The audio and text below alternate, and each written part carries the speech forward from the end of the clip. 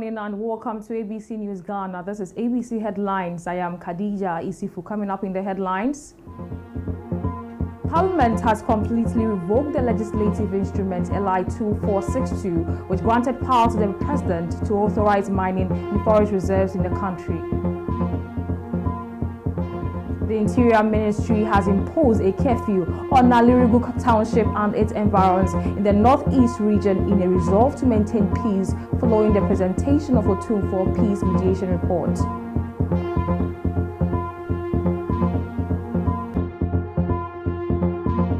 We have these and many more coming up shortly. Do stay tuned.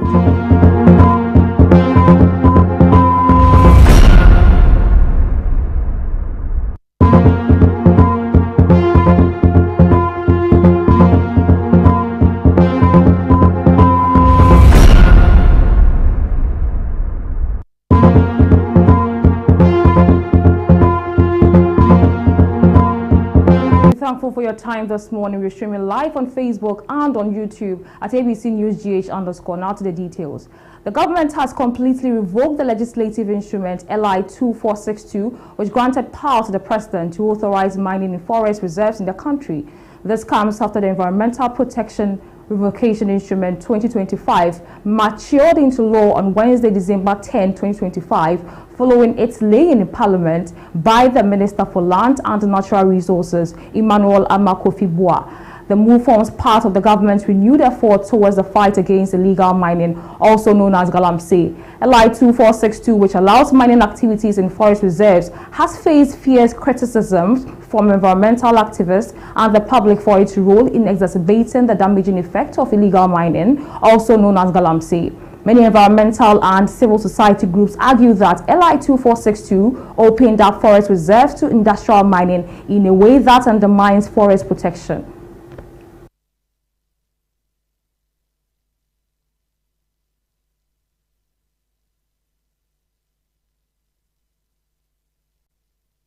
Still on this, some of Ghana's leading environmental and civil society organizations have commended the government for the revocation of legislative instrument LI 2462, describing the decision as a bold and responsible step towards protecting Ghana's forest reserves and restoring public confidence in environmental governance. This comes after the Environmental Protection Revocation Instrument 2025 matured into law on Wednesday, December 10, 2025, following its laying in Parliament by the Minister for Land and Natural Resources, Emmanuel Amakofi-Boa. The move forms part of the government's renewed effort towards the fight against illegal mining, also known as Galamsey. The 17 groups include the Coalition Against Galamsey Ghana, Aroka Ghana, Arocha Ghana, Kasa Initiative Ghana, Eco-Conscious Citizens, Brace, Nature and Development Foundation, Wakam, Oxfam, and the Christian Council of Ghana. Other groups such as the Taylor Craig Clients Earth, Civic Response, Ghana Institute of Foresters, Ghana Environmental Advocacy Group, General Transport, Petroleum and Chemical Workers Union of TUC Ghana, Peasant Farmers Association, and SDG Civil Society Platform Ghana all joined in commending the government. In a joint statement released on Thursday, December 18, 2025, the CEOs of these groups said the repeal of the controversial regulation removes the legal pathway that exposed forest reserves and globally significant biodiversity areas to mining activities, which pose serious threats to water bodies, wildlife, and livelihoods.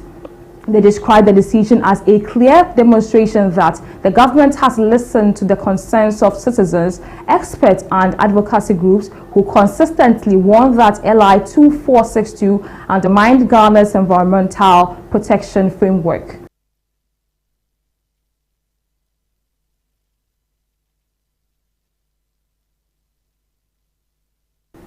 The Minister for the Interior, Mohammed Muntaka Mubarak, acting on the advice of the National Security Council, has imposed a curfew on Nalirigu Township and its environs in the northeast region. The curfew, enacted through an executive instrument, takes effect from Thursday, December 18, 2025, between 5 p.m. and 6 a.m. daily.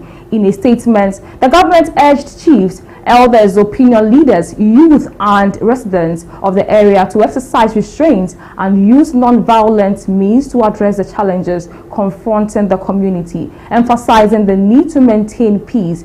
As part of the security measures, the government has banned all persons in Nalerigu Township and its environs from carrying arms, ammunition, or any offensive weapons. Individuals found in possession of such items will be arrested and prosecuted.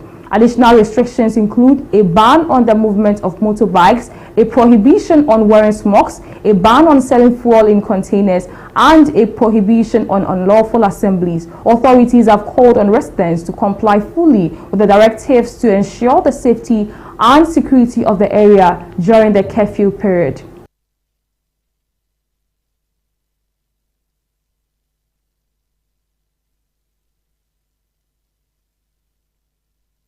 The Baku Naba and Paramount Chief of the Kusasi traditional area, Naba Asigiri Abugrao Azoka II, has formally accepted the mediation report presented by the Asante Henyo Tumfuo II on the long-standing Baku conflict, pledging full cooperation toward its implementation and the restoration of lasting peace. In a press statement issued by the Kosang Traditional Council, the Baku Naba described the Otumfuo-led mediation as a crucial milestone in the quest for peace, reconciliation, and development in Baku and its environs. Naba Asigiri Abugrao Azoka II reaffirmed his unwavering commitment to peace and called on all stakeholders to embrace the report as a framework for reconciliation, unity, and coexistence. He stated that our commitment to peace remains unshaken, and we are ready to cooperate fully with all relevant stakeholders to ensure the successful implementation of the mediation report for the benefit of present and future generations. The Kosang Traditional Council expressed profound gratitude to Otumfuo II for his leadership and impartiality throughout the mediation process, describing his intervention as timely and deeply rooted in Ghana's traditional conflict resolution values.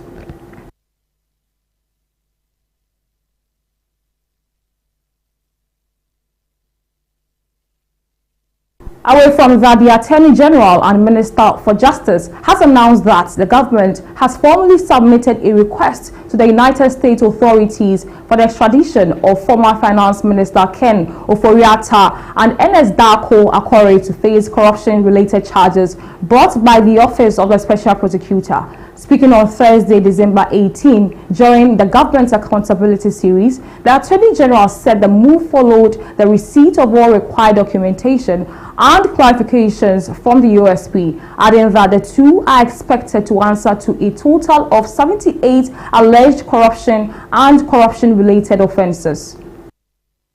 On November 19, 2025, that is this year, my office received a formal request from the Office of the Special Prosecutor to initiate extradition proceedings for Kenneth Ofori-Atta and Ernest Darko Akore from the United States of America.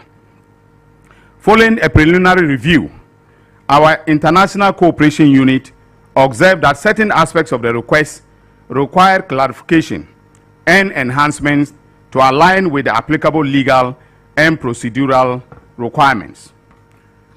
We communicated these observations to the Office of the Special Prosecutor via a letter dated 25th November 2025 and requested supplementary documentation to ensure completeness. On December 9th, 2025, the Office of the Special Prosecutor provided the requested additional documentation and addressed the observations that we raised, thereby finalizing the extradition request packages. Subsequently, on December 10, 2025, my office transmitted the complete request to the Ministry of Foreign Affairs for onward transmission to the competent authorities in the United States of America. On November. Meanwhile, the Attorney General, Dr. Dominic Ayine, has disclosed that former Finance Minister Ken Ofori-Atta has hired top and experienced lawyers in the United States to defend him in his extradition proceedings. Dr. Ayine, however, stated that he is not intimidated and added that he cannot say when the former Finance Minister will return to the country. Authorities won't just take my request and say, here you are, here is Ken Oforiatta, and then here is, his other accomplished, and you take them, and then they can face trial. It will have to go through court proceedings in the U.S. All right, and I just got to know, that he has hired some of the top. Yesterday, I got to know that he has hired some of the top lawyers in the United States of America, very experienced lawyers, to defend him. Now, I'm not afraid at all. All right, I am not afraid at all. But it means that there's going to be a fight in the federal courts in the U.S. If the district court says no, he will go to the circuit court. All right. If the circuit court says no, he's entitled to go to the U.S. Supreme Court to fight his case. So I cannot tell you that he will come tomorrow or he will come the next day. Okay, and I'm just being honest. Accounting to the people means being explicit and truthful. So this is what we are faced with. Still on the government accountability series, the Economic and Organized Crime Office has traced and dismantled a sophisticated crypto fraud operation that targeted Ghanaians and foreign nationals, leading to the recovery of more than $15 million in digital assets. Attorney General Dominic Ayeni has disclosed. Speaking at the accountability series on Thursday, December 18, the Attorney General revealed that crypto wallets linked to the fraudulent company were hosted on an offshore cryptocurrency exchange platform, OKX, based in the Seychelles. The applicant, that is EOCO, until the assets were realized in fiat value and transferred into a bank account in the name of the applicant. EOCO then turned to Ghana's judiciary and obtained a High Court order on May 27, 2025 to the effect that OKX should transfer all crypto assets in its custody to Zodiac, and for Zodiac also to realize same into currency, fiat currency, and pay its dollar equivalent into the EOCO exhibit account. Additionally, the High Court ordered that upon the receipt of the funds, EOCO should cater to the victims of the crime. Through this approach, EOCO successfully used our local laws to freeze and recover virtual assets hidden in foreign jurisdictions.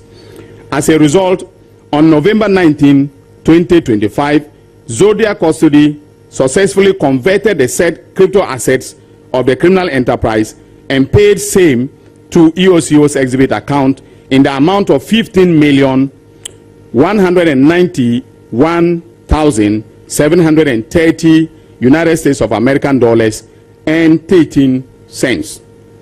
As demonstrated above, the criminal enterprise targeted our citizens, defrauded them, and laundered the criminal proceeds into cryptocurrency such as Bitcoin, US. Now, away from that, the national organizer of University Graduate Teachers, Zoranu, Eugene Setofia, has threatened demonstration against the Ghana Education Service if authorities fail to address the non-payment of salaries for the past 11 months and the release of their staff identification cards. According to Setofia, members can no longer endure the situation as many are facing eviction due to unpaid rent. He added that during previous attempts to engage authorities, the police were called to arrest them, but they were prepared to hit the street even if it leads to arrests. Members can no longer hold their breath again, but we would want to hit the streets if they do not come out as soon as possible to tell us something reasonable and tangible to cool our hearts down. We are owing rent. We've lived in our rooms for over a year and our landlords are chasing us out of the rooms. This 1 month salary paid us is a peanut. We are being paid just 3,000 Ghana cedis in a month, and that cannot be anywhere equitable to pay our rent, our debt that we are owing, our loans that we have borrowed to be able to earn our living for the past 1 year. If Ghana Education do not come out to tell us something immediately, we would have no option than to hit the streets. The last time we tried engaging them, they called the divisional police commander at the ministry to come and arrest us. We are saying that this time if they want to try something and they don't release our staff IDs, we will be willing to go into the police custody even if it means that they take our lives at the expense of our livelihood. Ghana Education Service must come and tell us something now because we've waited so long. My colleagues are ready at any time to hit the street if Ghana Education Service do not do the needful for us. We are demanding that before they go on to the 2nd of this December, they should come and tell us something. That's how we wrap up with the headlines this morning. For more news, visit our website at www.abcnewsgh.com and follow us on our socials at abcnewsgh_. ABC in the morning comes up next with Abina Manti. I am KHADIJAH ISSIFU. Do have a nice day.